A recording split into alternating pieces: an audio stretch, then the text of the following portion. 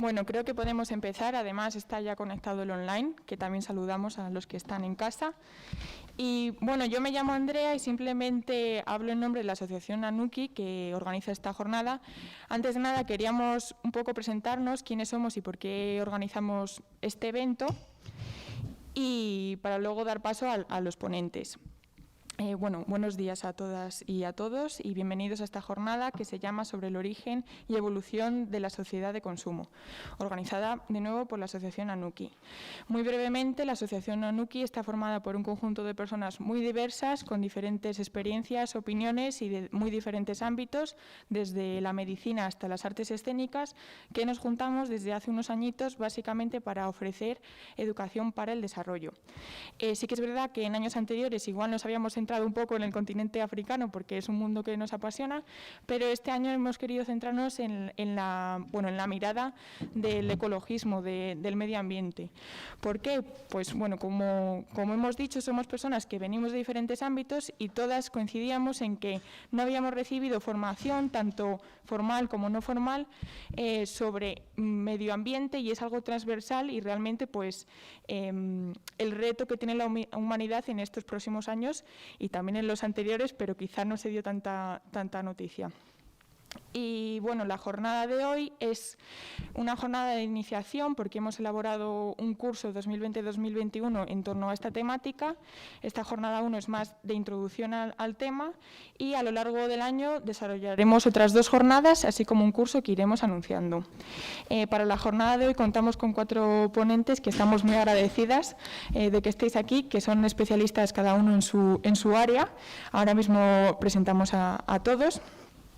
Y bueno, simplemente por explicar un poco la estructura de esta mañana, las 2 primeras ponencias las van a dar Raquel Gallego y Juanjo Mediavilla sobre el consumo como problema a nivel global, y la segunda ponencia de Juanjo, Orígenes y fases de la sociedad de consumo. Dejando espacio, tras la intervención de Juanjo, para unas preguntas que intentaremos moderar y que de nuevo invitamos a que seáis muy participativas, y las personas que están online pues que también puedan escribirnos por el chat, que vamos a estar muy atentas, que sabemos que ahora pues todo es así que queremos ser lo más inclusivas posibles. Y después de estas preguntas, tras las 2 ponencias de Raquel y Juanjo, pasaremos a un descanso de sobre 20 minutos, intentaremos que sea a las 11:30, y bueno, pues aprovechemos el descanso para hablar entre nosotras, quizá crear sinergias, ¿no? Comentar qué nos ha parecido todo. Hay muchos cafés alrededor, no tenemos café, ojalá que sí, pero era un poco complicado de nuevo por el tema COVID. Y tras esos 20 minutos de descanso, que pedimos puntualidad y echaros gel nada más entrar, esto no lo hemos dicho, pero mascarilla todo el rato, gel, distancias de seguridad, por favor, no queremos ser noticia en el periódico.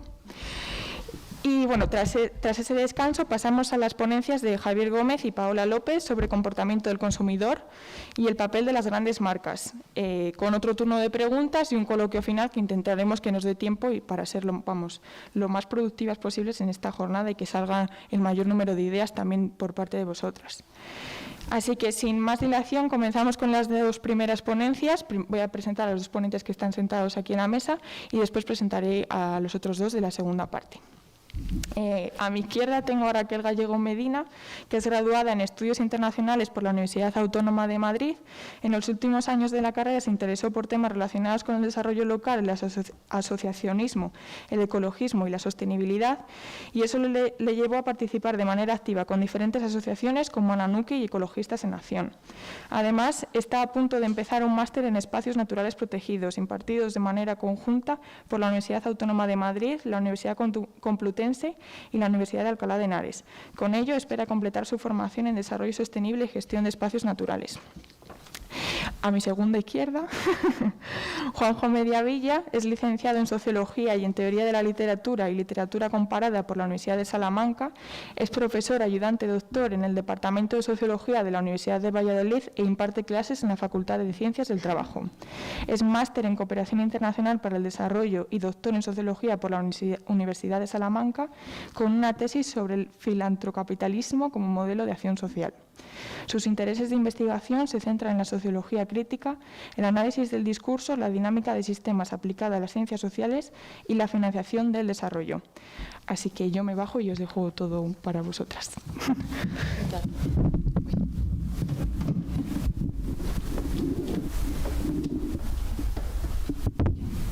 Cuidado con los cables.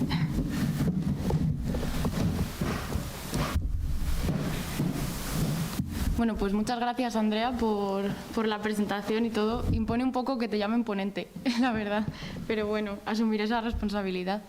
No sé si se oye bien y todo eso. Vale. Un poco más. ¿Aquí?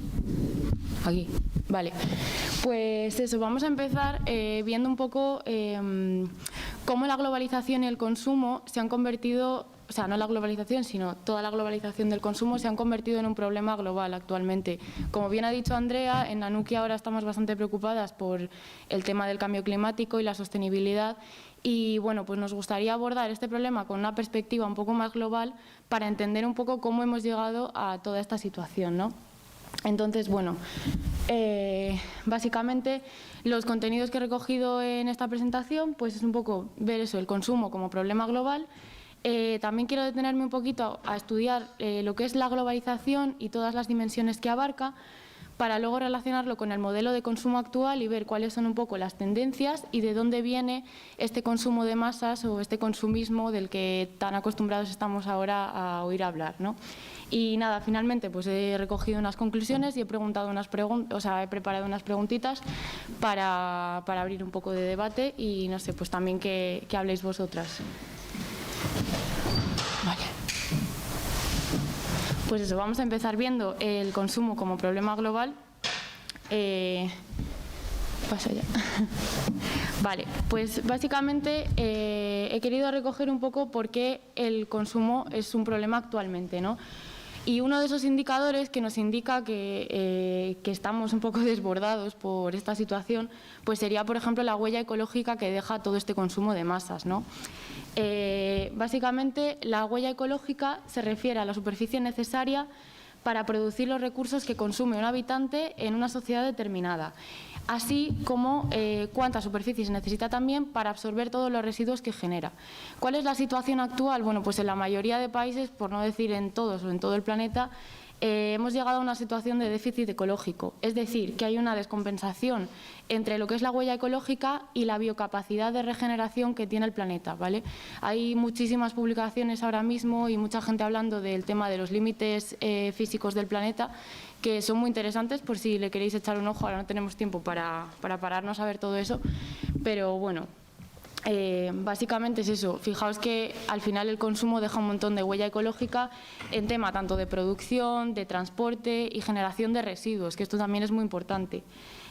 Os he puesto de ejemplo el caso de Amazon, ¿vale? Que ahora se está hablando mucho de ello, porque bueno, a pesar de la poca transparencia que tienen en cuanto a temas de medioambientales y de contaminación y todo eso, bueno, pues se ha puesto de manifiesto que si los pedidos de Amazon Prime y todo eso llegan tan rápido a nuestras casas es porque la mayoría de camiones van a media carga, ¿no? Entonces, en vez de esperar a que se llenen para ahorrarse el máximo número de transportes, bueno, pues lo que hacen es tener una media carga, ¿no? Y ya así como que dinamizan mucho más el transporte y por eso es posible cumplir sus promesas de que en 24 horas te va a llegar el paquete que has pedido a casa, ¿no?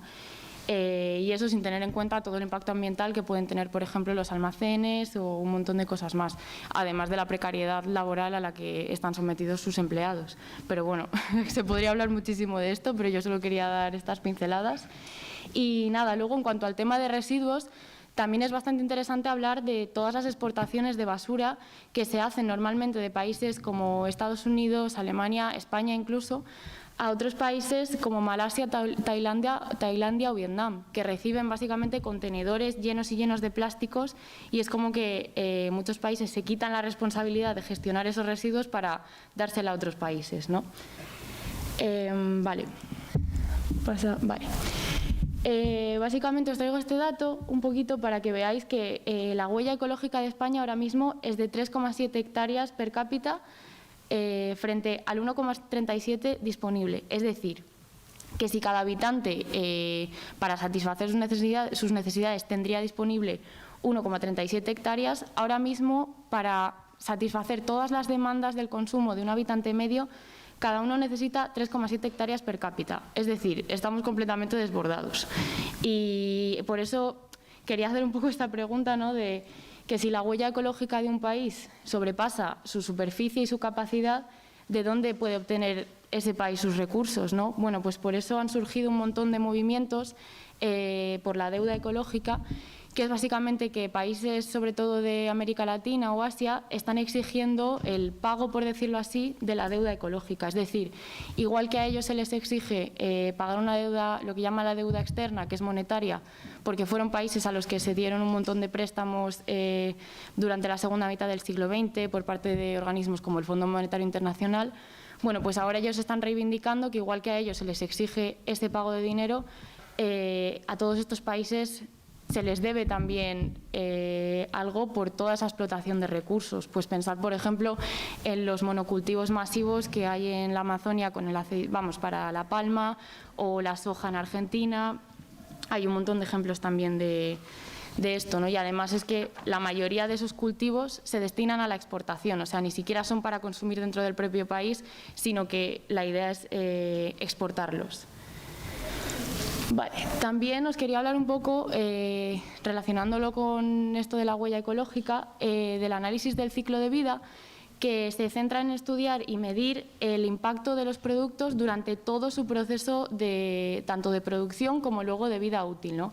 Entonces se tiene en cuenta pues desde la extracción de las materias primas, se incluye también el transporte a la planta de proceso de materiales, luego el transporte a la fabricación de piezas y así hasta el final de su vida útil. Y no sé si se incluyen todos, pero yo incluiría también los residuos, ¿no?, que puede generar.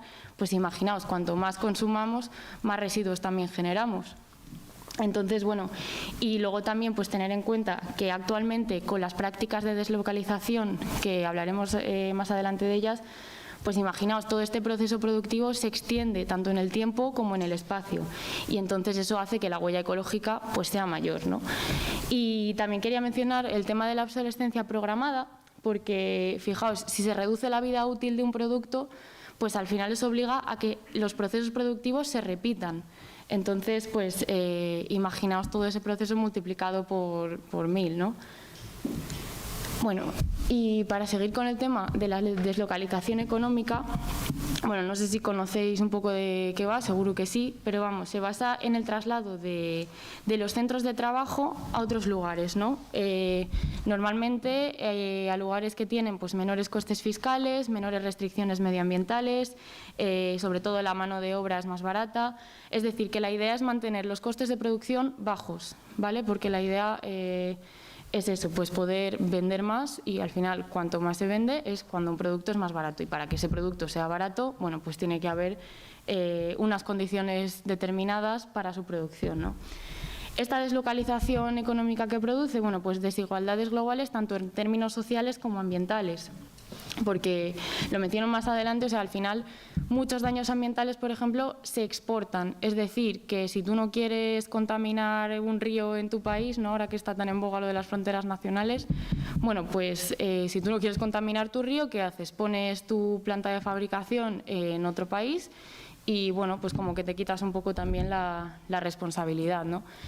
También, en cuanto a términos sociales, bueno, pues está el tema eso de la precariedad laboral, que se necesita un poco, por decirlo así, para mantener bajos los costes de producción. Y aquí hubo un evento bastante conmovedor a nivel internacional, ¿no?, que fue el derrumbe del Rana Plaza en Dhaka, en Bangladesh, que era un centro de producción textil que puso un poco de manifiesto las condiciones de las trabajadoras de este tipo de industrias. Además, luego se sacó información sobre esto y se vio que había empresas como el Corte Inglés, Benetton y un montón de marcas más que estaban, o sea, que ellas utilizaban este centro como proveedor, ¿no? En plan, allí se fabricaban luego las prendas de ropa que vendían. Y bueno, sí que hay que mencionar que después de esto se tomaron bastantes medidas en Bangladesh, pero bueno, el tema de la industria textil sigue un poco precario, la verdad. Y luego, sobre todo, ¿qué ocurre con el tema de la deslocalización económica? bueno, pues que las responsabilidades al final como que quedan un poco dispersas, ¿no? Y en estos casos, pues eso, de un derrumbe o de malas condiciones laborales, ¿a quién se le exige, se le exige la rendición de cuentas, ¿no? Porque igual nosotros podemos pensar ahora, vale, pues en el tema del Rana Plaza, ¿no? ¿Quién ha sido el responsable? Pues el Corte Inglés, porque tenía allí su planta de producción, pero realmente ¿quién es el Corte Inglés? O por ejemplo cuando pensamos en Inditex, ¿no? Vale, tenemos en la cabeza a Amancio Ortega, pero realmente es la persona que toma todas las decisiones. O sea, por eso digo un poco que queda disperso, porque no tienes claro quién es exactamente el responsable de todo esto, ¿no? Y bueno, el mapa que os he puesto es un poco sobre la deslocalización en Asia-Pacífico, que básicamente pues indica todos los flujos que se ha seguido en este proceso, porque al final los centros industriales no son siempre los mismos, ¿no? Va cambiando en función de eso, de los costes fiscales, de las restricciones medioambientales, que bueno, es básicamente pues eso, un proceso que va mutando en el tiempo. Vale, y también quería mencionar pues eso, la dependencia de combustibles fósiles que se tiene tanto en los procesos de producción como pues en toda la elaboración de muchos productos, ¿no? Aparte de que en los procesos productivos se produce una gran cantidad de emisiones de gases de efecto invernadero, el petróleo en concreto está presente en muchísimos materiales. Aquí os he puesto varios ejemplos, pues eso, por ejemplo, los combustibles, que lo conocemos todo, pero también en otros productos de uso cotidiano, como envases, bolsas, papel, también en la industria, incluso en la medicina y en la industria farmacéutica, ¿vale? Y esto básicamente pues, es un problema debido a la escasez de petróleo a la que nos estamos enfrentando ahora mismo y que además hay muchísimos conflictos asociados al acceso tanto al petróleo como a otros recursos energéticos. O sea que cuanto más dependamos de esos recursos para crear productos para el consumo, pues más difícil lo vamos a tener. Vale, y ahora eso, vamos a ver un poquito qué es la globalización, porque sí que, bueno, aunque muchos habréis escuchado este término, pues sí que me gustaría destacar varias cosas, varios aspectos sobre este proceso, porque bueno, creo que no muchas veces se tienen en cuenta y sí que me gustaría mencionarlos. Entonces, no sé si cuando pensáis en globalización se os viene a la cabeza pues esto, ¿no? O sea, una mesa llena de señores mayormente en traje, tomando decisiones económicas y bueno, es cierto que en parte es esto, pero también incluye otras muchas dimensiones, ¿vale? Y sobre todo muchos otros actores. O sea, al final la globalización no es un proceso aislado en el tiempo que podamos concretar como, vale, este ha sido justo el momento en el que todo se ha globalizado. No, tiene mucha complejidad temporal y espacial. Porque, bueno, a ver, al final los diferentes pueblos del mundo, las diferentes culturas han estado en contacto desde hace mucho tiempo, no es una cosa nueva, ¿no? Pero es verdad que ahora la manera en la que se han acelerado todos estos procesos, bueno, pues ha cambiado un poquito las cosas. Se habla incluso de varias globalizaciones, por decirlo así, a lo largo de la historia. O sea, por ejemplo, algunos hablan de la ruta de la seda, otros de la conquista de América, otros del fin de la Guerra Fría, que, bueno, como os digo, no es tan fácil de determinar porque, por ejemplo, sí que es verdad que a finales de los 90 ya el mundo empezaba a ser un poquito tal y como lo conocemos ahora, pero no, o sea, no podemos fijar justo, vale, pues la globalización fue con la caída del muro de Berlín. Pues no, porque mucho antes, por ejemplo, bueno, no mucho antes, pero unas décadas antes ya se habían creado, por ejemplo, las Naciones Unidas y eso también es un símbolo de globalización, ¿no? Entonces, eso, que tengáis en cuenta que tiene una complejidad espacial y temporal, que además hay muchos actores interconectados y que son muy diversos. O sea, por mucho que haya un actor hegemónico, como puede ser Estados Unidos, que tiene un poco la batuta de este proceso de globalización, por decirlo así, no podemos tener solo en cuenta a un país, ¿no? Porque al final intervienen en este proceso muchos otros actores. Aunque no estén en posiciones de poder, no podemos excluirlos y no tenerlos en cuenta. Y os he traído también algunos ejemplos de estas dimensiones de la globalización, ¿no? Que sería, pues, por ejemplo, la dimensión política, que se caracteriza por la creación de instituciones supranacionales, pues eso, como son las Naciones Unidas, el Tribunal de Justicia de la Unión Europea, otros tribunales internacionales de justicia, y eso es básicamente la creación de organismos tanto regionales como internacionales, ¿vale?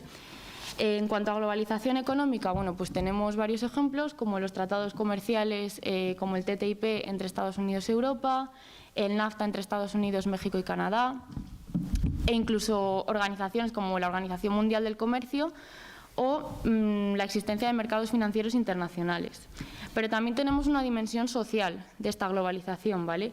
Que tenemos un montón de ejemplos, pues, donde además las redes sociales sirven como impulsor para crear todos estos movimientos, ¿no? Pues tenemos, por ejemplo, la huelga global por el clima, que tuvo un alcance enorme y fue posible organizarlo a nivel multitudinario y a nivel internacional gracias en parte a las redes sociales, ¿no? También el movimiento Me Too y luego también otro fenómeno bastante interesante pues fueron, por ejemplo, las primaveras árabes, que también gracias a las redes sociales hubo mucha coordinación y bueno, al final se fueron extendiendo en muchísimos sitios diferentes, ¿no? Y quizá la parte que más relacionada está con el consumo, aunque bueno, también veremos que la parte económica tiene mucho que ver, pues podría ser la globalización cultural, ¿no? Y os he puesto de ejemplo pues el fenómeno del K-pop, el pop coreano, que básicamente ha extendido la industria musical surcoreana a todo el mundo, porque es un tipo de música que tiene un montón de fans, pero millones. Y bueno, creo que eso es un ejemplo bastante claro de la interconexión que existe ahora en el mundo, ¿no? Y también este ejemplo, bueno, se me ocurrió así un poco como pensando en cosas así más cotidianas, pero bueno, creo que por ejemplo el tema de la moda étnica, ¿no? Este uso de estampados africanos o indígenas, ¿no? Como se dice muchas veces, pues también creo que es un ejemplo bastante bueno de la globalización, ¿no? Porque al final es como la extensión de un estilo concreto a muchísimas partes del mundo. Vale, ¿y qué relación tiene entonces la globalización con el consumo? Bueno, supongo que ya habréis ido atando cabos, ¿no? Pero bueno, básicamente ahora, como dice el sociólogo Ulrich Beck, nada de lo que ocurra a partir de ahora podrá ser un suceso localmente delimitado. Y esto lo dijo ya en el 97, o sea, imaginaos ahora con todas las conexiones que existen en el mundo, pues esto se ha multiplicado incluso más, ¿no? ¿Qué ocurre? Bueno, pues según la socióloga Saskia Sassen, la economía global corporativa se ha convertido un poco en la forma de globalización dominante, ¿vale? Por eso se habla siempre tanto de globalización en términos económicos. Aunque existan otras dimensiones, es verdad que podemos quizá considerar este tipo de economía global como dominante, ¿no? ¿Y esto qué es lo que causa? Bueno, pues la dificultad de competencia para pequeñas empresas, por eso ahora se está potenciando tanto el consumo local y de proximidad.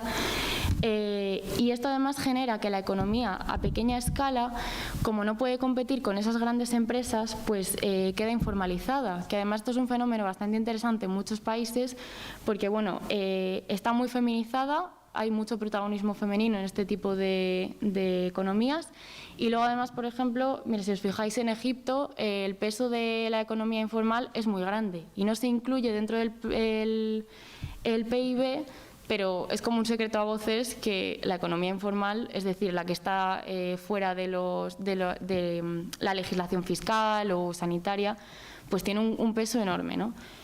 Luego es eso, que vale que la producción está globalizada por todas estas cadenas globales que hemos visto, pero es cierto que los recursos, tanto naturales como humanos, están localizados, ¿vale? Es decir, que aunque nos sea muy difícil proyectar ahora, vale, tú compras una camiseta en Valladolid que se ha hecho en Bangladesh, pero al final es eso, se ha hecho en Bangladesh, no es como que queda dispersa la localización, no, siguen existiendo sitios donde se está llevando a cabo pues una explotación de los recursos naturales y humanos bastante grande. ¿Todo esto qué causa? Pues también una desigualdad entre los centros y periferias mundiales, ya que los centros se convierten en países que ofrecen servicios digitalizados, que tienen mayor valor añadido, y las periferias pues se dedican a las economías industriales o agrícolas, ¿no? Que ahora mismo pues tienen mucho menor valor añadido, porque imaginaos, o sea, al final una materia prima pues tiene un valor básico, por decirlo así, y ese valor se va incrementando a medida que se manipula. Entonces, al final, los países que tienen estos servicios más tecnologizados pues pueden obtener productos con mayor valor añadido y, por lo tanto, más riqueza. Y luego, además, quería destacar que es verdad que estas economías periféricas no se puede decir que no estén internacionalizadas, ¿vale? Porque tienen mucha presencia de capital extranjero, pero sin embargo están excluidas de la toma de decisiones. O sea, pensad por ejemplo en Colombia con toda la exportación de café que hace, pero Colombia no está presente en el G20, ¿no? O no la tenemos, por ejemplo, como representante de grandes organismos de poder y cosas así. Vale. Bueno, y todo esto nos lleva pues un poco a ver cuál es el modelo de consumo actual, qué tendencias se siguen ahora mismo, así un poco por encima, y cuál es su origen. Luego mis compañeros van a profundizar un poco más en estos temas, pero bueno, yo os quería hablar un poco de eso, de cuál es la tendencia que se sigue. Bueno, escogí esta ilustración de Kari van der Jagt, que está en el New York Times, ¿no? Pásala, perdona. Escogí esta ilustración porque creo que representa un poquito pues cómo nos sentimos a veces de sobrepasados por todo este fenómeno consumista, ¿no? Que parece que tenemos que tener tiempo para usar todos estos productos y realmente no lo tenemos. Y bueno, básicamente, ahora mismo, debido a toda esta globalización, bueno, pues se han homogeneizado mucho las pautas, es decir, que tú te puedes ir a cualquier otra ciudad, ya no de Europa, incluso de América, y se siguen las mismas pautas de consumo, es decir, o sea, encuentras supermercados, encuentras además ciertas marcas concretas que están presentes en todo el mundo. Luego también que las necesidades se priorizan en función del mercado. Se habla mucho de que tenemos necesidades ilimitadas, pero a mí me gustaría recalcar que creo que más bien tenemos un mercado con demandas ilimitadas más que necesidades, ¿no? Luego también se produce el fenómeno de que hay muchas modificaciones urbanísticas para crear espacios de consumo, es decir, se modifica el plano para crear pues eso, centros comerciales y cosas así, que además suelen ser centros comerciales a los que hay que acceder en coche. Aparte de todo el gasto energético que se nos puede venir a la cabeza que tienen, pues también hay que acceder en coche la mayoría de las veces. Luego también eso, el modelo de producción, como hemos dicho antes, pues se basa en disminuir las cargas de trabajo y los costes de producción para mantener bajos los precios.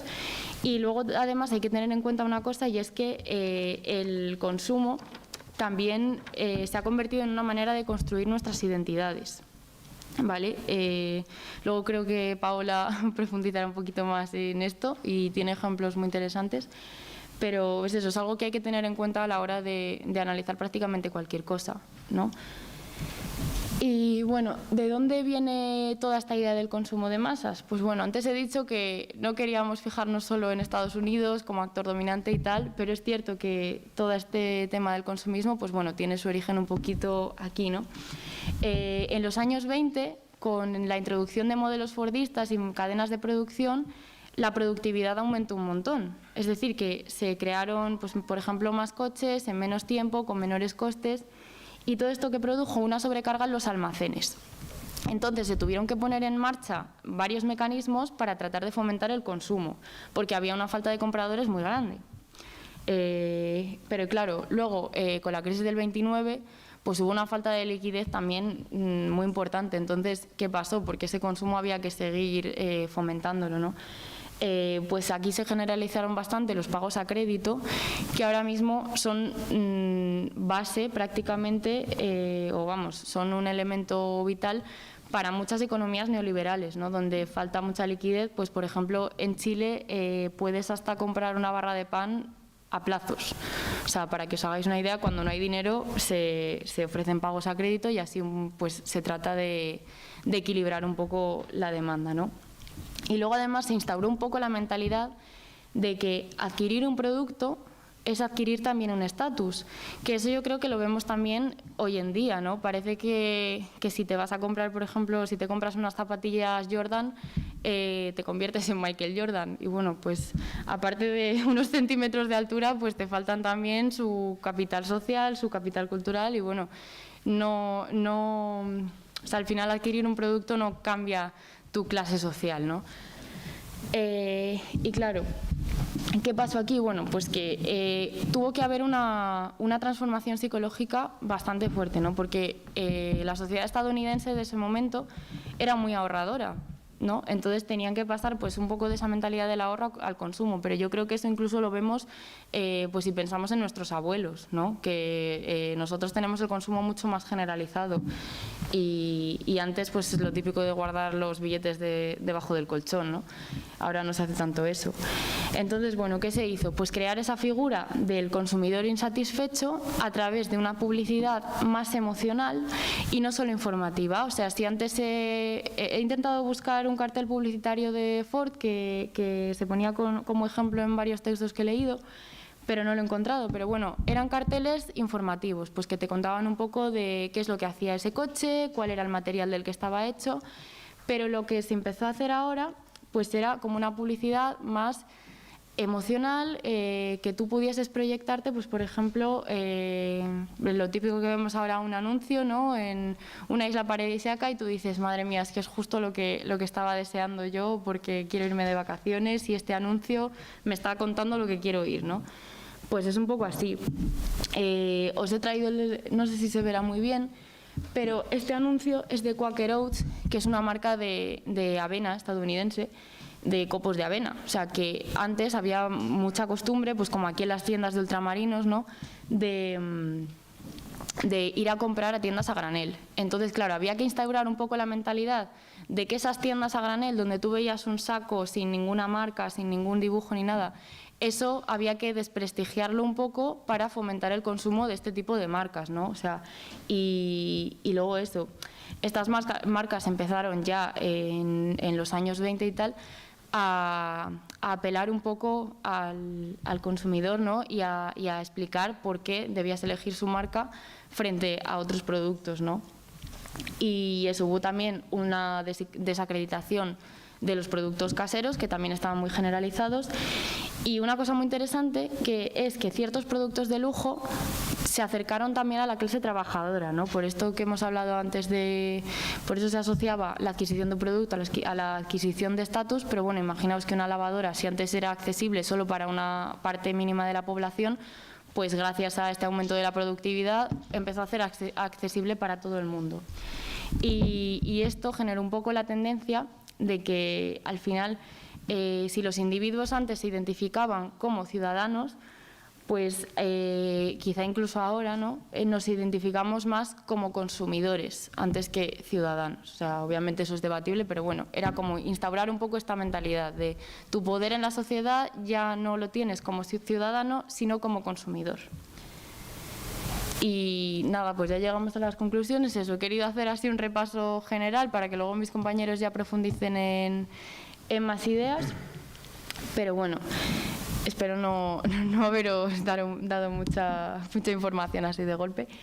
Y bueno, pues básicamente las conclusiones así que podemos sacar un poco de esto, bueno, pues que el consumo es verdad que ha estado presente a lo largo de toda la historia de la humanidad, pero como he mencionado antes, es esta aceleración de todos los tiempos productivos y todas las dinámicas que se necesitan para cubrir las demandas, bueno, pues hace que ahora mismo sea un problema tanto social como medioambiental. Luego, eso, por hacer un poco repaso de lo que hemos dicho, que al final la globalización es un proceso complejo que debe ser analizado teniendo en cuenta sus múltiples dimensiones y actores, y que la mayoría de los fenómenos actuales deben mirarse desde una perspectiva global, porque no están aislados en el espacio, sino que son fruto de mucha interconexión de actores y factores. Y luego, además, volviendo un poco al consumo y todo este tema del consumo responsable, pues bueno, que hablaremos más adelante en Anuki de ello en el curso que hemos preparado. Pues bueno, que este consumo responsable es muy importante, pero también tiene que ir acompañado de una producción responsable, ¿no? Porque si no exigimos políticas que aseguren el cumplimiento de unas condiciones dignas, tanto para las trabajadoras como para el medio ambiente, bueno, pues no tiene ningún sentido que estas prácticas de consumo responsable a nivel individual tienen que ir acompañadas también de políticas más generales. Y luego eso, el tema del consumo como construcción de identidad. Al final, nos guste o no, a través de diferentes procesos, el consumo se ha convertido en una manera de construir nuestra identidad, ¿no? Y eso creo que es algo que es muy importante tenerlo en cuenta, pues si se quiere hacer un cambio social. Es decir, está muy bien, o sea, ojalá pudiésemos pensar más allá del marco economicista, ¿no? Pero es cierto que para muchas personas su identidad se basa en los productos que consume o que compra, tanto a nivel alimentario como a nivel, pues a lo mejor de moda y eso. Y bueno, luego había preparado algunas preguntas que si queréis volvemos a ellas más tarde o no volvemos si no os interesa, no nos dicen nada. Pero bueno, y sería un poco eso, que preguntarnos, después de haber visto todo esto, que si existe realmente una soberanía del consumidor o tenemos que hablar más bien de que las responsabilidades se han trasladado al consumidor de manera ilegítima, ¿no? Pues eso, lo que hablábamos un poco antes, de si al final los consumidores tenemos el poder de cambiar las cosas de una manera tan clara o si realmente son otras personas las que tienen esas responsabilidades, ¿no? Luego, eso, que si el consumo es una vía de cambio político y que otras vías pueden existir, pensando, como he dicho antes, fuera de este marco economicista. Y eso, que cuáles son los peligros también de hacer que la economía dependa del consumo y de las redes globales de producción, ¿vale? Y nada, pues esto sería ya todo. Así que pasa.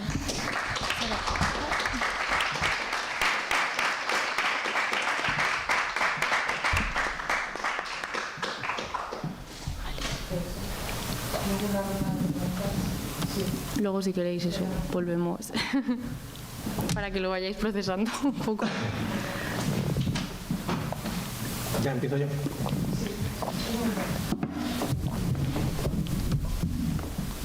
Bueno, perdón por mi cabeza, que es muy gorda y está aquí en todo medio. ¿Quieres que nos movamos más para acá o algo? Bueno, como queráis, no sé si lo veis bien. A mí me está dando todo el foco, pero bueno. Sí. Bueno,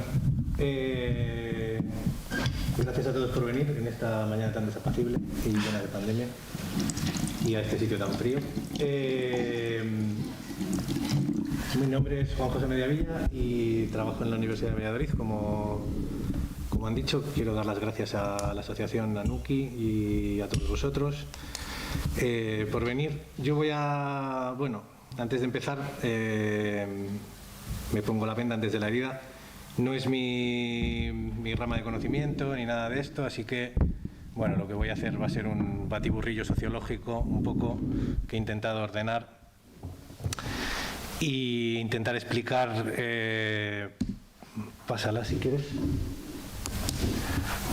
intentar explicar unas pequeñas generalidades de la sociología y el consumo, cómo era el consumo en las sociedades precapitalistas, cómo surge el consumo de masas, algún ejemplo del consumo segmentado y, bueno, si da tiempo, unas peculiaridades del caso español desde una perspectiva sociológica.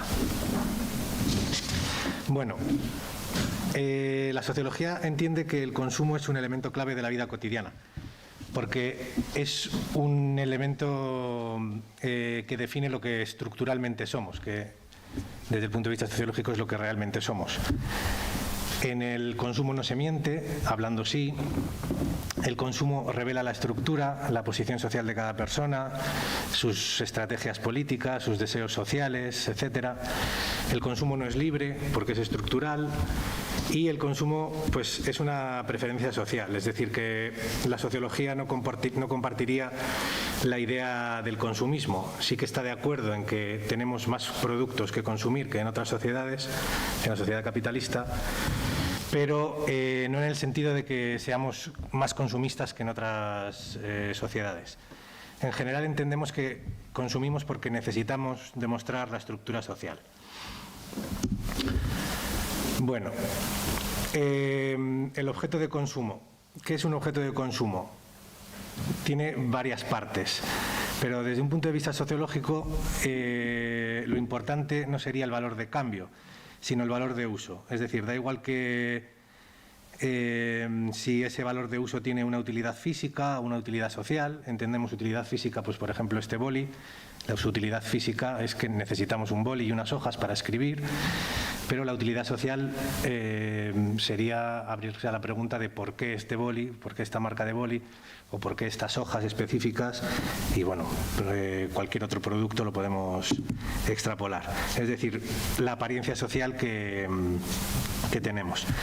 Esta utilidad social en general es tratada, como también ha apuntado un poco Raquel, desde desde dos perspectivas: cómo manifiesta la estructura ese consumo y cómo se elabora la identidad personal y la identidad social de cada persona, cómo se construye. La sociología del consumo ve el objeto como un compuesto de varios elementos, que sería el objeto en sí, lo cual no tiene ninguna atracción, porque bueno, pues un coche es un coche y si todos los coches fuesen iguales no tendrían ningún atractivo. Y después los otros tres elementos que sí que interesarían a la sociología, que sería el envoltorio, la publicidad, la marca, el anagrama y la imagen social que genera. Como digo, la utilidad física no entra en la sociología.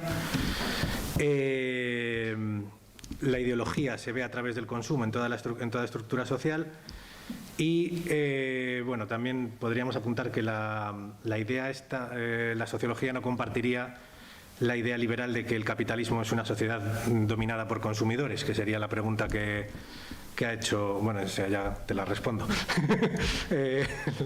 No, la sociedad no está dominada por consumidores. Además de esto, tampoco podemos decir que el consumismo esté creado por la publicidad, es decir, el consumidor no es un ser totalmente esclavo. La publicidad no cambia la mente de las personas. La publicidad lo máximo que puede hacer sería aumentar las ventas, pero no afecta a la personalidad a corto y medio plazo. O sea, no nos cambia más allá de de que podamos consumir más o menos. Bueno,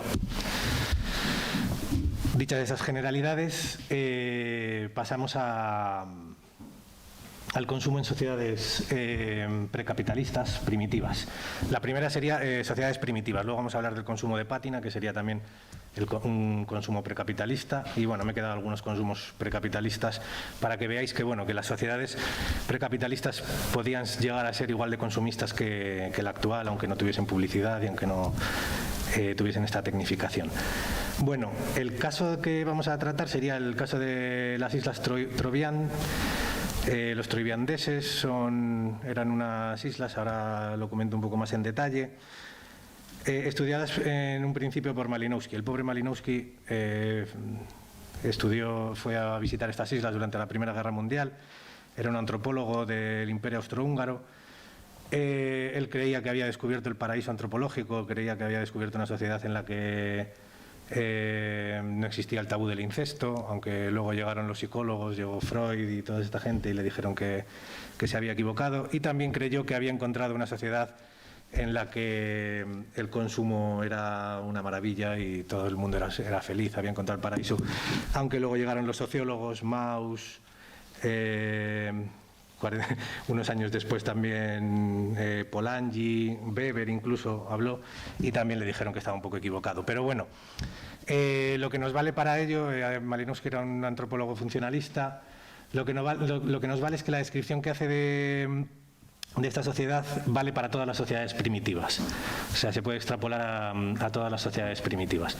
El libro de Malinowski es este de los argonautas del Pacífico Occidental, el de Marcel Mauss, este ensayo sobre el don, o el de sociología y antropología. En general, todos estos autores, a partir de la descripción que hace Malinowski, hablan de una economía del don o una economía del regalo, para describir las economías de trueque de las sociedades primitivas. Bueno, como decía, Malinowski busca la función del consumo, cómo se organiza el consumo. Para Malinowski, que era funcionalista, ha hablado de una norma primitiva del consumo y el resto de funciones sociales se organizarían a partir de cómo se organiza el consumo. Las islas, bueno, ese es Malinowski, ahí le veis, con los troviandeses. ¿Puedes pasar? Estas son las islas. Las islas Trovián son un conjunto de islas coralinas, unas 17, que están organizadas más o menos en círculo. Ellos pensaban que eran los únicos habitantes del mundo, viajaban mucho entre las islas, pero solo viajaban a las de al lado o a las dos más cercanas. Desde el punto de vista político, cada isla es autónoma, aunque pertenecen a la misma cultura. Hay un jefe en cada isla, pero no hay un jefe que esté por encima de ellos, de cada uno. El jefe, sin duda, es el que más consume de todos. Lo que Malinowski le sorprendió mucho, que era una sociedad que, para ser una sociedad primitiva, producía muchísimo. Producían el doble de lo que consumían, y lo que no consumían lo quemaban. Normalmente se hacían unos intercambios de los productos de primera necesidad entre los jefes, y luego los jefes los dejaban las tiendas abiertas o sus propiedades abiertas para que cualquiera cogiese los productos de primera necesidad que quisiese. Pero había sanciones sociales también en cuanto a esto, es decir, a los gordos, los que engordaban mucho, les mandaban a otra isla, y si no adelgazaban, pues les tiraban al Pacífico. Bueno, era una cosa más o menos así. Bueno, a veces también había conflictos políticos, guerras internacionales entre ellos, cuando algún jefe era destituido y se negaba a ser destituido. Tenía una economía agraria, etcétera, etcétera. Lo que nos interesa, lo que le interesaba a Malinowski, lo que le interesó después a toda la sociología del consumo, es la economía del don, la economía de una serie de objetos que se llamaban kula, que eran objetos de lujo, objetos de consumo. O sea, eran objetos de lujo, pero eran auténticos objetos de consumo, porque no tienen valor de uso. Para las sociedades primitivas es un objeto mágico, que da la vida y la felicidad. El mundo para ellos estaría dividido entre los felices y los infelices. Los felices son los que más cerca están de los objetos kula, y en términos modernos serían los que tienen estatus y los que mandan. Como sabéis, las sociedades primitivas tienen magia, y como sabéis, la magia no existe, pero es muy útil para el control social. En los troiviandeses estos objetos eran collares y brazaletes. Bueno, hay una serie de reglas. Cuando te lo regalan lo tienes que aceptar, porque si no entras en guerra. Solo se lo regalaban entre los jefes. Hay una obligación de contrarregalo. Si te regalan un brazalete tienes que devolver un collar, y hay un tiempo de ese regalo, y hay un tiempo entre ese regalo y el contrarregalo. Normalmente también Weber estudió esto y decía que aquí está el origen del cheque, que luego también hay una cosa parecida en el Imperio Romano, porque hay un tiempo entre el regalo y el contrarregalo. Tú estás obligado a hacer el contrarregalo, pero si no lo regalas, si tardas un tiempo, pues regalas una estatua de un animal, y esa estatua del animal representa que vas a devolver ese regalo, pero en un tiempo, que sería el origen del cheque. Lo que pensaba Malinowski, era en lo que estaba equivocado, es que el kula era como el dinero, que funcionaba como el dinero. Ahora veremos que no. Bueno, hay un intercambio generalizado, es una sociedad de favores, siempre se regala a alguien que nunca te ha regalado nada. Bueno, los artículos que se intercambian en el kula son dos. Sí. Unas eran unos collares, unas gargantillas de concha, que los troiviandeses llamaban soulaba, y los que circulan hacia el norte, en el sentido de las agujas del reloj, y los otros eran pulseras, que estaban hechos con pequeñas conchas, que su nombre es muali. El sentido de circulación era inverso. Entonces, si el intercambio entre dos personas era abierto con un collar, aquel que lo recibía estaba obligado a regalar un brazalete. Las condiciones de participación en el circuito variaban de región a región, pero Malinowski señalaba que eran los jefes quienes lo monopolizaban. Los objetos que se intercambian en el kula, como decía, eran piezas sin valor de uso y sirven para establecer relaciones sociales y adquirir prestigio social. Las costumbres y tradiciones que acompañan este intercambio de dones está cuidadosamente prescrito en el sistema cultural de la isla, y están sobre todo en lo que se refiere a las relaciones que son sostenidas entre los compañeros de intercambio. El acto de regalar, en el sentido que daba el sociólogo Mauss, es un dispositivo que engrandece al donante, y es un acto en el que va acompañado de muestras exageradas de modestia, donde el valor de lo dado es rebajado visiblemente. Bueno, en general, los objetos kula no permanecen mucho tiempo, como había dicho, etcétera, etcétera. Bueno, lo que Malinowski pensaba era que era un sistema monetario, un sistema dinerario, pero hay una serie de diferencias. El kula no es dinero, como decían los antropólogos, porque el dinero se caracterizaría por ser un equivalente general. que se cambia por cualquier cosa, pero aquí se intercambian collares y brazaletes y viceversa, es decir, que sería un bien de consumo. Sería más adecuado decir que sería una economía de trueque.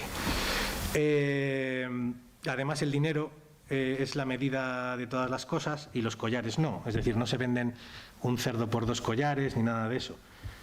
El uso de los objetos es simplemente el de exhibir. Además, el dinero es un instrumento de pago que te libera de una deuda. Los kula también te liberan de una deuda, pero en cuanto a al mismo kula, no son dinero. Y lo que sí que hace el kula es que estructura la sociedad. El consumo de los kula estructura la sociedad en diferentes niveles de estatus. Las clases que utilizan el kula, las clases kula, que son los jefes, los que hacen el regalo, los usuarios del kula, que no los intercambian, pero son favorecidos por los jefes de la isla, y la clase no kula, que tendría una forma de intercambio diferente, que sería el trueque inmediato y no como regalo. Bueno, eso como ejemplo de el consumo en sociedades primitivas. Después he puesto un ejemplo de la norma de consumo aristocrático, que sería el consumo de pátina. Es el consumo de las sociedades precapitalistas en Europa antes de la llegada del capitalismo, es decir, vamos a ponernos en el siglo XVI y XVII. Bueno, la pátina, como veis ahí, he puesto aquí un tarrito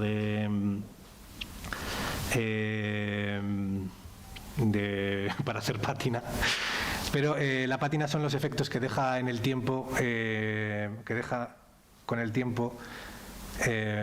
los efectos que deja el tiempo en un objeto con el uso y con su paso.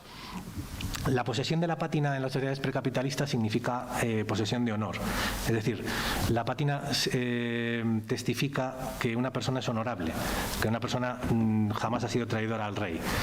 La pátina distingue, sobre todo en términos sociológicos, al nuevo rico, al burgués, del viejo rico, del aristócrata.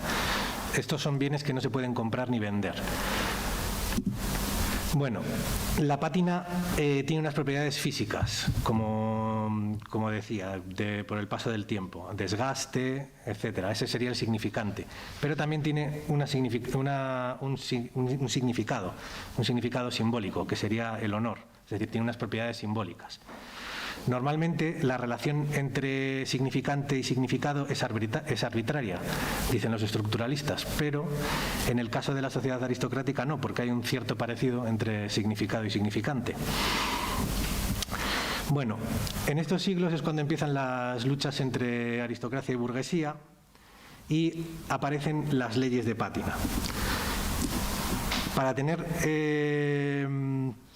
ciertos cargos públicos debes tener cierta pátina, es decir, y la pátina se mide por generaciones. Hay ejemplos, por ejemplo, en el ejemplo de Isabel I de Inglaterra, en el que no podía ser primer ministro quien no tuviese más de 10 generaciones de pátina.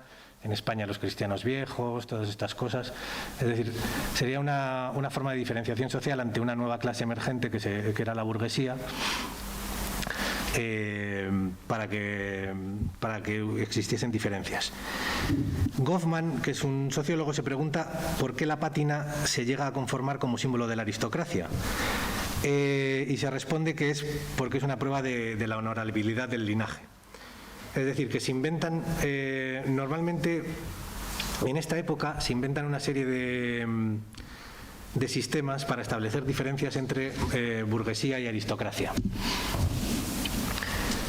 ¿Cuáles son estos sistemas que tienen que ver con el consumo por los objetos que se utilizan? Estos 4, la legislación suntuaria, la tinta invisible, el sistema de insignias y el sistema de pátinas. Bueno, los 3 primeros fracasan y el último no fracasa.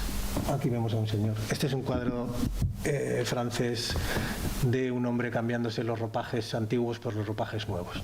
La legislación suntuaria es una serie de leyes que influyen en la moda, es decir, que establecen qué puedes consumir dependiendo de la clase social a la que pertenezcas.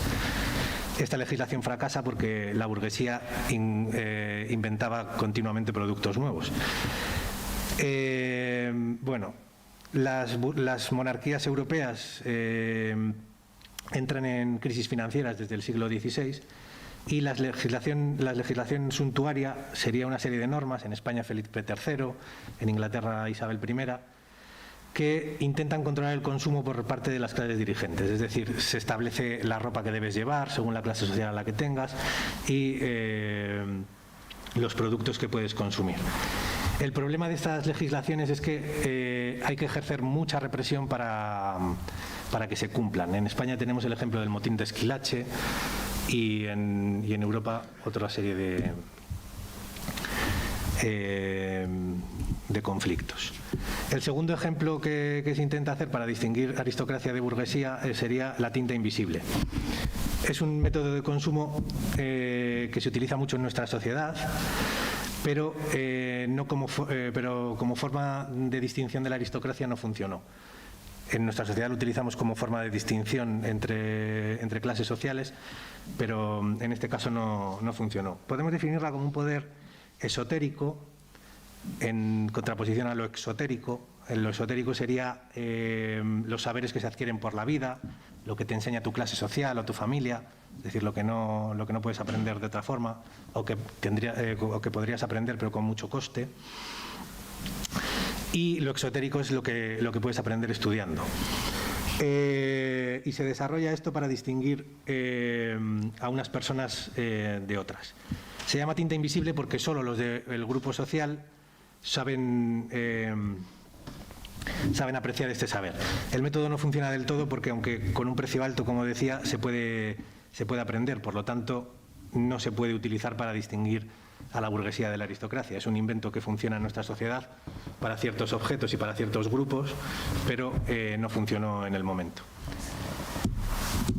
La siguiente forma sería el sistema de insignias, es decir, generar una serie de objetos únicos que no se pueden comprar ni vender, que solo se da o que solo los da el rey. Esto sería arte en el sentido moderno, porque en ese momento la aristocracia no buscaba diferenciarse a través del arte. Bueno, se refiere a objetos concedidos por el rey a una clase social y no a otra, títulos de nobleza, medallas, condecoraciones, y funciona bien hasta el siglo XVI, justo hasta que los reyes se ven en problemas económicos y empiezan a vender esta serie de títulos a la burguesía, que tiene más dinero que la aristocracia, y la burguesía los compra. Entonces se produce una inflación de objetos únicos, por lo que deja de distinguirse de la aristocracia. Por lo tanto, no funciona. Lo que sí que funciona, según Goffman, es este sistema de pátina, porque no se puede falsificar. El fraude es imposible, tiene la virtud de la tinta invisible, además, tiene cierta fluidez, de que deriva de lo esotérico. La pátina aumenta con el tiempo y tiene valor simbólico, y lo aplican todos los reyes de Europa. La aristocracia busca un sistema que garantice que a simple vista sepas que una persona es de la aristocracia o no es de la aristocracia, que se genera un grupo totalmente cerrado. La antítesis de la pátina, que es lo que establece la burguesía, sería la moda. La moda sería todo lo contrario a la pátina, es decir, cambiar completamente de productos, etcétera, etcétera. Bueno, dos ejemplos. Bueno, había puesto pero no me ha dado tiempo a ponerlo. O sea, quería cortar la presentación. Sería otra forma de consumo precapitalista. Bueno, ¿cómo surge el consumo capitalista? Hay varias explicaciones. ¿Cómo surge el consumo de masas? Hay varias explicaciones. Vamos a tratar dos, aunque tendríamos más explicaciones, sobre todo explicaciones de estudios culturales, etcétera. Vamos a tratar que algo ha dicho Raquel sobre la explicación marxista, y también vamos a ver la explicación liberal. La explicación marxista, resumiendo, sería que primero fue la oferta, es decir, que son los fabricantes los que fabrican mucho y, por lo tanto, como hay muchos productos que consumir, la gente compra más. Y la explicación liberal sería la contraria. La explicación liberal sería la que dice que primero fue la demanda, es decir, que primero los consumidores fueron los que empezaron a demandar más productos y, por lo tanto, los fabricantes tuvieron que fabricar más porque había mucha demanda. La que más os convenzca, pues veremos. Bueno, para la explicación marxista os recomiendo el libro El taller y el cronómetro de Benjamin Coriat, que es un autor francés, marxista.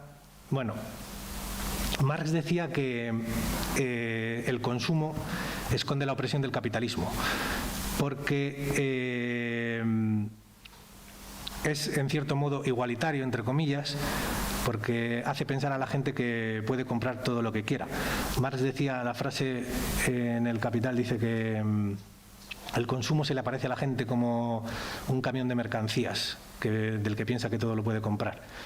Bueno, Marx no conoció la televisión. El camión de mercancías lo tenemos aparcado en el salón de casa y en los bolsillos y en todo esto. O sea, lo tenemos en todos los sitios. A partir de estas ideas marxistas, que Marx tampoco habla mucho del consumismo, habla más de la producción, Coriat, que ha apuntado algo Raquel, Coriat escribe El tallo y el cronómetro. Lo que viene a decir Coriat es que primero nace la producción capitalista y luego el consumo capitalista, el consumo de masas. Lo que dice Coriat es que el consumo de masas nace por una lucha entre maestros e ingenieros. Los enemigos de los ingenieros son los maestros y los enemigos de los maestros son los ingenieros. En la producción capitalista se basaba en gremios, como sabéis. Los gremios son un modelo de producción en el que esos gremios organizan el consumo, organizan la producción, definen el consumo, autorizan qué se vende, cómo se vende, autorizan cómo se produce, autorizan cuánto se produce. Es decir, que tenemos un control de la definición del producto, del sistema de producción, de la entrada de puestos de trabajo. Deciden cuántas personas entran al puesto, cuántos no, de la calidad del producto y del propio mercado. Es decir, que también se definen los precios, etcétera, etcétera. Cuando llegan las revoluciones liberales, evidentemente esto no es nada liberal. Y lo que hacen las revoluciones liberales es intentar liberalizar el mercado. ¿Qué hacen? Bueno, el lema de la revolución liberal es que hay que quitar las asociaciones intermedias. Entre Dios y yo, nada. O entre Dios y el hombre, nada. Entonces, hay que quitar todas las asociaciones intermedias. Hay que quitar iglesias, hay que quitar gremios, hay que quitar absolutamente todo. Se prohíben los gremios durante las revoluciones liberales y la reacción de los gremios es que se hacen subterráneos, se convierten en muchos casos en sociedades secretas y al cabo de varias décadas, bueno, pues estas sociedades secretas pasan a ser, después de la Revolución Industrial, pasan a ser reconocidas como sindicatos de oficio. Los sindicatos de oficio funcionan o funcionaban. En España no tenemos muchos ejemplos en Europa en general no tenemos muchos ejemplos de sindicatos de oficios, eso más en el mundo anglosajón, pero funcionan aproximadamente igual que los gremios, es decir, controlan la entrada al puesto de trabajo, controlan los salarios, controlan el código ético de la producción, tienen números clausus, serían ejemplos como los colegios profesionales, bueno, sindicatos de oficio que tenemos en España alguno, etcétera, etcétera. En general, podemos hablar de una exclusividad. A todo esto llega un señor que se llamaba Taylor, que estudió una carrera inventada por Ford que se llamaba Ingeniería Mecánica. Bueno, en Estados Unidos dominaban los sindicatos de oficio, los maestros en las fábricas, en la Ford dominaban los maestros de los sindicatos de oficio y controlan la producción. El empresario únicamente en ese momento se ocupaba de vender los coches, la producción dependía de los maestros y Taylor se plantea, la primera idea que es ¿de dónde viene la riqueza de un país? Bueno, pues la riqueza no viene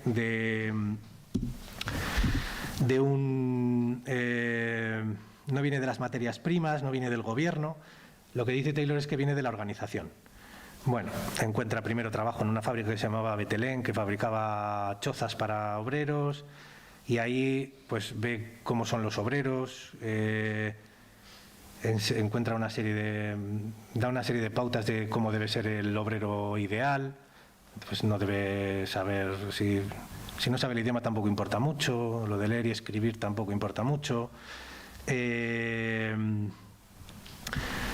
ve que los obreros se mueven mucho, esto tampoco le gusta, dice vamos a quedarnos quietos, se fija en la vida privada de los obreros, ve que hay una serie de diferencias entre casados y solteros, como que los solteros son más pendencieros, beben más, fuman y esas cosas. Entonces, lo que viene a decir es que la organización del trabajo no solo tiene que organizar el trabajo, sino que tiene que organizar la vida de las personas. Y si sigue una serie de pautas, los obreros pues le va a pagar un 500% más, 5 veces más. Antes se pagaba $1 a la hora, $1 al día, pues él va a establecer esto de los $5 al día. Cuando en 1912 lo contrata Ford, ve que está ahí el mismo problema en la fábrica que en las anteriores fábricas en las que ha estado. Un coche antes se montaba, pues el coche estaba quieto y eran los obreros los que se movían de un lado para otro, y eso para Taylor, bueno, esto le volvía loco. No podía imaginar cómo se movían tanto los obreros.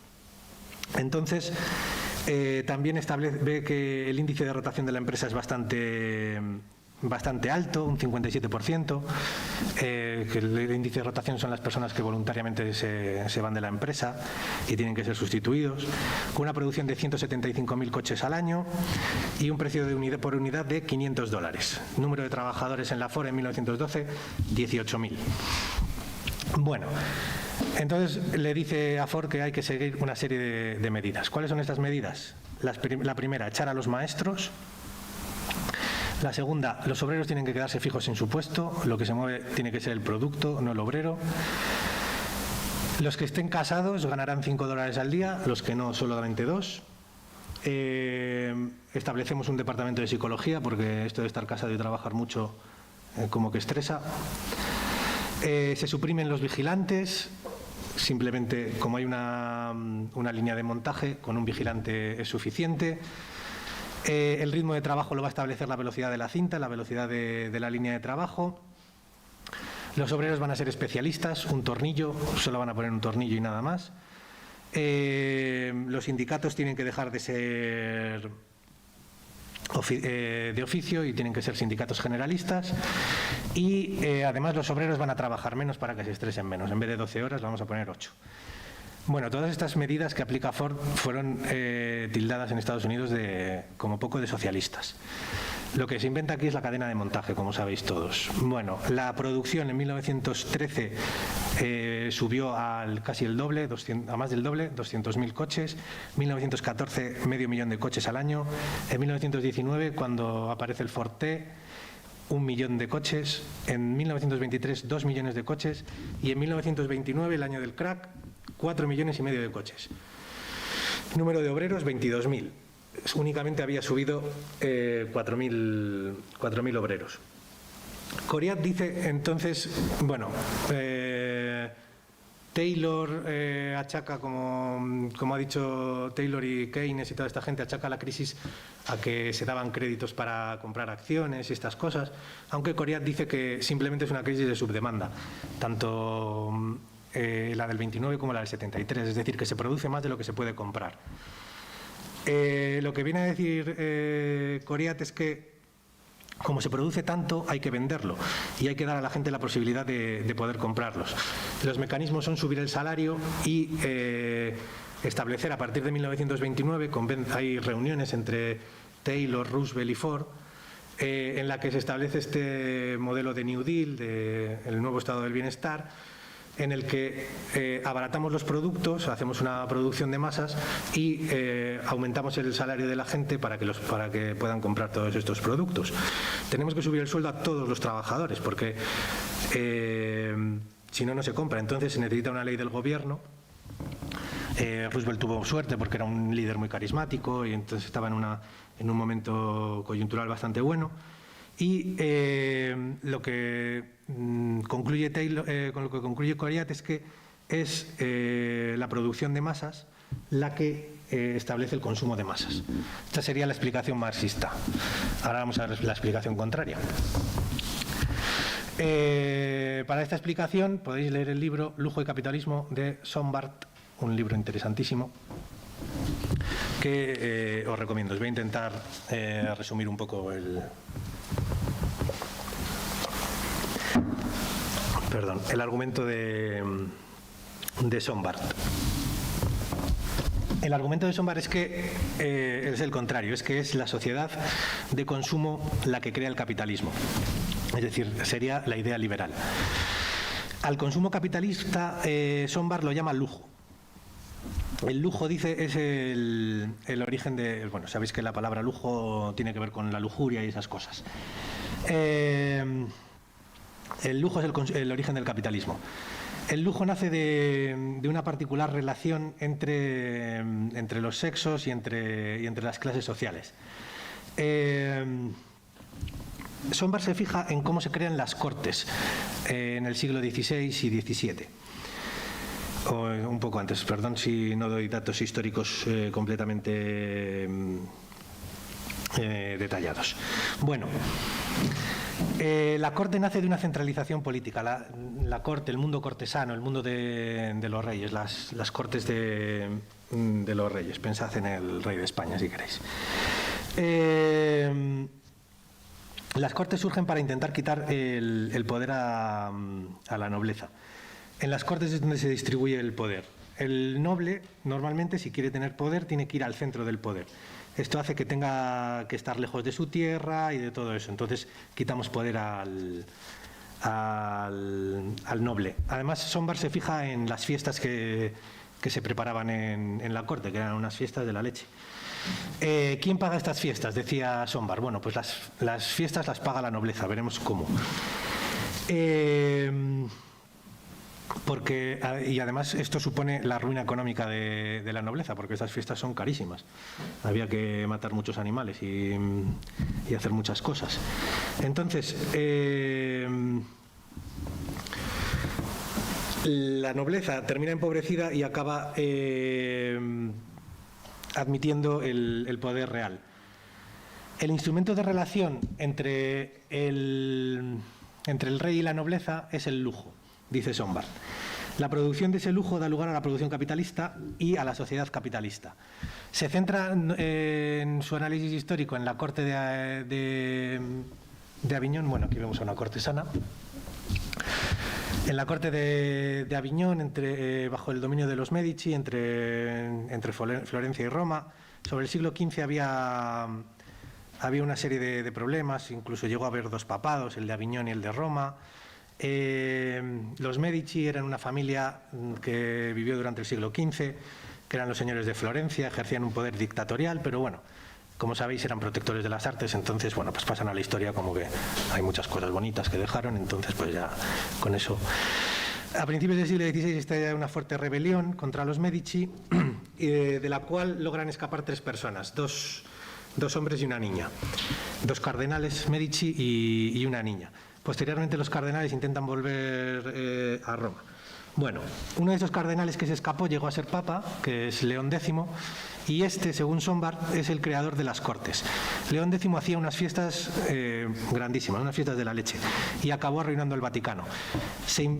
Para intentar volver a recuperar el dinero, se inventan las indulgencias, que simplemente son un impuesto que te garantiza ir al cielo, pero justo cuando empieza a dar beneficios esto de las indulgencias, el papa León X muere. El otro Medici también fue papa, que es Clemente VII, y llega a la conclusión de que las fiestas las tienen que pagar los cardenales. Entonces suprime las indulgencias y obliga a vivir a los cardenales en Roma. Todo esto fue imitado por Francia, porque la niña que logra escapar la logran casar con el rey de Francia, que es Catalina de Medici, y bueno, a cambio de que Francia deje de asediar Roma. Y Catalina lleva las fiestas a la corte, cosa que por imitación se extiende al resto de cortes de Europa. Enrique VIII lleva a cabo la misma centralización, pero sobre todo la lleva a cabo la hija de Enrique VIII, que es Isabel I. En estas fiestas, la cortesana es la figura, esta es la coquette, ahora os explico. Bueno, he buscado coquete en Google y esto es lo menos picante que me ha salido, ¿eh? Entonces os dejo esta. La cortesana es la figura utilizada por el rey para para desatar el lujo en la corte. Las mujeres casadas eran cortejadas por todo el mundo, menos por sus maridos. Y las mujeres que eran las cortesanas. Las mujeres solteras eran coquettes. Normalmente habían sido amantes del rey y tenían una capacidad política enorme, porque todos los que querían hablar con el rey tenían que pasar por ellas. Son además las creadoras de la moda, porque establecen una serie de criterios que se ponen de moda y el resto de las mujeres las imitan. Establecen el tipo de vestuario y la comida de cada fiesta. Además, desatan un proceso de imitación, de todas las mujeres de la corte. Y a estas mujeres hay que seducirlas, y se las seduce mediante artilugios y mediante encantos. Los artilugios son productos de consumo. Las coquettes, además, decidían el número de criados que debían acompañar en las fiestas. Entonces, lo que dice Sombar es que el lujo, a diferencia del consumo anterior, tiende a la interiorización. El lujo anterior era exterior y este es interior. No se intenta exhibir, solo se exhibe dentro. Además, hay una tendencia en el lujo hacia la objetivización, es decir, a representar el lujo en objetos. El lujo se definía sobre todo en el número de criados que se tenía, pero también esto pasa a ser solo un elemento del lujo. El lujo tiene que ver además con el sexo y con el refinamiento de las coquettes, con intentar seducirlas, etcétera, etcétera. Lo que dice Sombar es que este modelo de cortesano, rápidamente y por imitación, pasa de la corte a las demás clases sociales, hacia abajo, que creo que Raquel también ha dicho algo de esto. En primer lugar, a la burguesía urbana en el siglo XVIII. No pasa toda ella porque mucha parte de la burguesía era puritana y los valores puritanos no se contraponen con los valores del lujo, pero sí a buena parte de esta burguesía. A esta interiorización del lujo nace además, de esta interiorización del lujo, nace el intento de la burguesía de tener pero no aparentar. Y lo que dice Sombar es que todo este modelo cortesano pasa a las ciudades, y las ciudades las ciudades modernas se terminan convirtiendo en pequeñas cortes. Y pone una serie de ejemplos, que son la comida, los restaurantes, el cuerpo, los hoteles, el teatro y las tiendas, en contraposición a todo lo anterior. Por ejemplo, en la comida, dice Sombar, se producen nuevos productos, porque dice que antes la comida únicamente servía como sustento, ahora hay que saborearla, hay que apreciarla, y entonces aparecen nuevos productos como los dulces, la idea de banquete, etcétera, etcétera. En este desarrollo urbano y relacionado con la comida también surgen los restaurantes. Antes no existían los restaurantes como los conocemos. También el lujo se ve en el cuerpo, en el hecho de que antes pues, la gente no cuidaba tanto la higiene como en estos momentos. Surgen los hoteles lujosos en contraposición a las fondas, que eran donde antes se alojaban y donde comían. El teatro también sería otro elemento de lujo. Antes eran simplemente corrales de comedias, etcétera, etcétera. Y ahora pasan a ser unos edificios muy lujosos. Los salones de baile también serían otro elemento del lujo. Y en lo que nos ocupa el consumo de objetos, no consumo cultural, también las tiendas. Antes se vendía en el mismo lugar donde se fabricaban las cosas, y en este momento surge la tienda, que sería un sitio en el que el precio es fijo, en el que no se puede regatear. Aparece el escaparate, etcétera, etcétera. De esta aparecen las primeras tiendas de lujo, aparece Harrods, todos los grandes almacenes, y aparecen objetos inútiles como las casas de muñecas, que simplemente sirven para regalar. Bueno, Sombar pone una serie de ejemplos sobre esto para demostrar cómo pasa de la norma de consumo de la aristocracia a la burguesía y al pueblo. Entonces, de esta manera es como trata de demostrar que es la demanda la que surge primero y después se tienen que fabricar muchos productos para dar pie a tanta demanda. Bueno, en cuanto al consumo segmentado, había puesto una serie de segmentos, iba a hablar de Baudrillard y de Bourdieu. Baudrillard pone una serie de ejemplos sobre el valor de uso, el valor de cambio, el valor simbólico y el valor signo. Bueno, no voy a entrar en esto. Si queréis, entramos en Bourdieu para ver cómo segmenta el consumo. Hacemos una crítica a Bourdieu y dejamos lo de España para los que van a hablar de la estrategia del consumidor y esas cosas. Bueno, Bourdieu dice que no existe la belleza objetiva. Vamos a hacer segmentar, el consumo segmentado. Segmentar es hacer segmentos. Bourdieu pone entre la élite y la masa sería el segmento, pero podemos hacer muchísimos otros segmentos. El consumo segmentado sería un consumo específico, un tipo específico del consumo de masas que surge a partir de la crisis del 73 y que sería el consumo moderno. Bueno, dice que no existe la belleza objetiva, que la belleza es simplemente una moda, lo que está de moda o lo que se pone de moda en según qué momento. La belleza es un símbolo porque es la relación entre el significante y significado. Él pone, por ejemplo, podemos poner, por ejemplo, el ejemplo de la belleza femenina. En el precapitalismo el ideal de belleza sería el de las 3 gracias de Rubens, una mujer, madre, opuesta a la campesina. En el primer capitalismo se llevan este tipo de belleza de anoréxicas blancas, que llama Veblen. Bueno, no la llama Veblen, lo llamo yo, que serían mujeres que no trabajan, muy delgadas y muy paliduchas. Y en la actualidad, bueno, pues tendríamos varios tipos de belleza, pero podemos decir que predomina lo contrario a la blanca anoréxica, que sería la morena fuerte, que tiene una fortaleza muy estudiada, muy de gimnasio, y que está morena porque se opone a la que no puede ir a la playa a ponerse morena. Bueno, Bourdieu establece una serie de fonemas, una serie de ítems con la que la gente construye los significados. Estos fonemas que vemos aquí serían con los fonemas del consumo, dice Bourdieu. Serían identidades opuestas. Para la élite pone el alto, la masa al bajo, espiritual, material, fino, grosero, ligero, pesado, libre, forzado. Bueno, los podéis leer ahí, ¿no? Me han dicho que me quedan pocos minutos, entonces voy a terminar ya. Entonces, hemos puesto el ejemplo del teatro, que sería un consumo cultural, no sería un consumo de producto, pero sería un consumo cultural. Los ejemplos los he puesto yo, pero la división es de Bourdieu. Bueno, en general dice Bourdieu que hay una clase social que tiene sistemáticamente hábitos de consumo de la columna anterior, de la columna de la derecha, y otra clase social que tiene hábitos de consumo de la izquierda. En el ejemplo del teatro, Bourdieu pone que dos de los fonemas, 2 de los ítems son los importantes. Tendríamos a la élite, a la masa.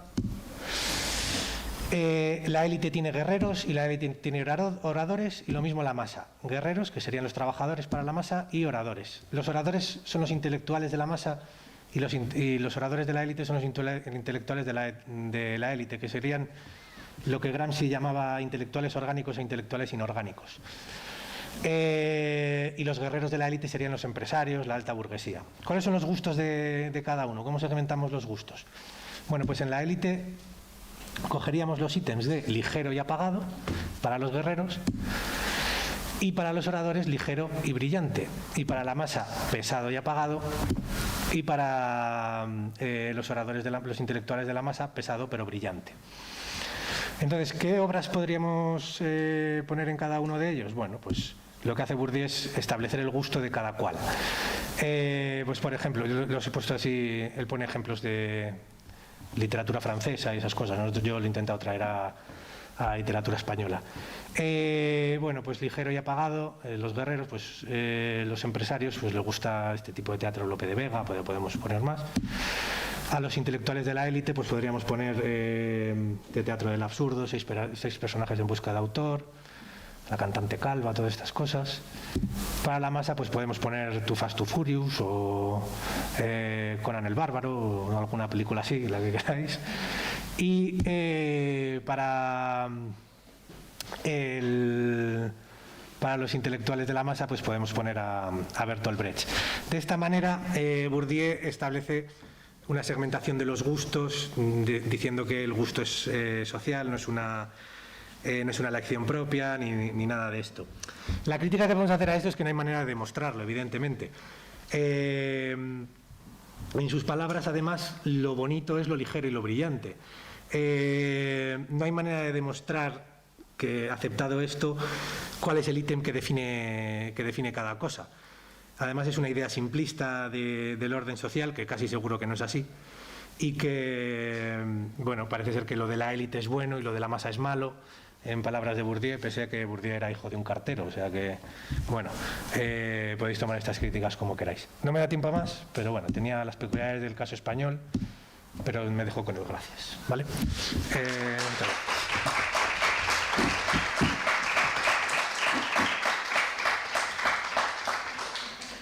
Ahora podemos pasar a las preguntas. Clavado, sí, gracias.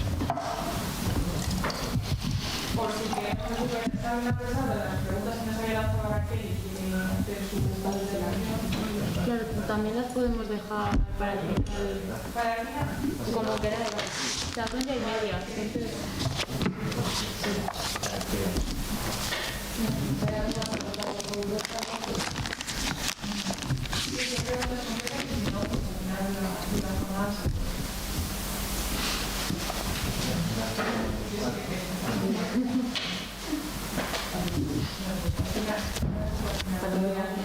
Vale, pues como queráis, si queréis entonces hacemos ya Vale, el descanso de 20 minutos.